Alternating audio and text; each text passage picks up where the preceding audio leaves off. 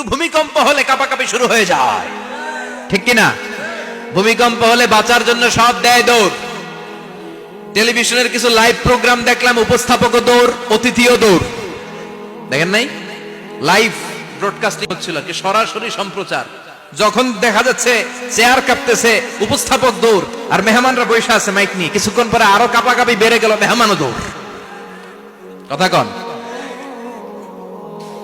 20 তলা 30 তলা দামি দামি বিল্ডিং গুলোর ফ্ল্যাটের ভেতরে যারা থাকে, তুফান শুরু হলে দেয় দৌড়। কথা কন। ভাড়াটিয়ারা দৌড়ায়, বাড়িওয়ালারা দৌড়ায় না। নিজের বাড়ি তো, এই জন্য দৌড় দেয় না। নাকি ভূমিকম্প হলে ভাড়াটিয়াও দৌড়, বাড়িওয়ালাও দৌড়। র্যাবের প্রধান দৌড়, পুলিশ প্রধান দৌড়, শুধু প্রেসিডেন্ট আর মাননীয় প্রধানমন্ত্রী দৌড়ায় না। কথা কন। বাঁচার জন্য সব দৌড়।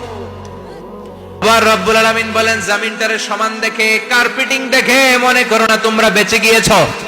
আমার দেয়া বিধান আমার জমিনে যদি কায়েম করতে না পারো, এই কার্পেটিং করা জমিনের ভেতরে আযাব আছে না নাই? এই পুরো জমিনের ভেতরে আছে আগুন আর আগুন। আগ্নেয়গিরির অগ্নুৎপাত জ্বালামুখে বিস্ফোরণ করে দিয়ে গোটা বিশ্বটারে মুহূর্তে মেসাকার করে দিতে পারে কে?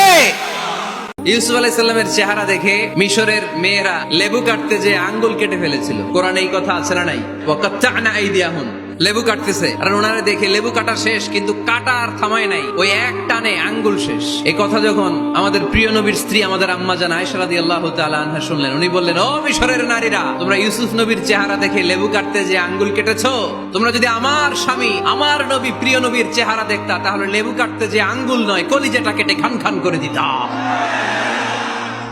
আমার নবীর সৌন্দর্যের সাথে কারো কোনো সৌন্দর্যের তুলনা হতে পারে? অনেকে বলে নবীদের মধ্যে ইউসুফ আলাইহিস সালাম বেশি সুন্দর ছিল, কিন্তু আমার নবীর চেয়ে বেশি সুন্দর। বিশ্বনবী বলতেন, আনা মালিহ ওয়া আখি ইউসুফুস সাবিহ, আমি হচ্ছি মালিহ, মিলহুন মানে লবণ, লবণ থেকে লাবণ্যময়ী। আমার নবী ছিল লাবণ্যময় সুন্দর, আর ইউসুফ আলাইহিস সালাম ছিলেন সাবিহ, ধবধবে সাদা সুন্দর। দেখতে ভাল লাগে কোনটা? এদিকে লাবণ্যময় সুন্দর, এদিকে সাদা সুন্দর, ভাল লাগে কোনটা?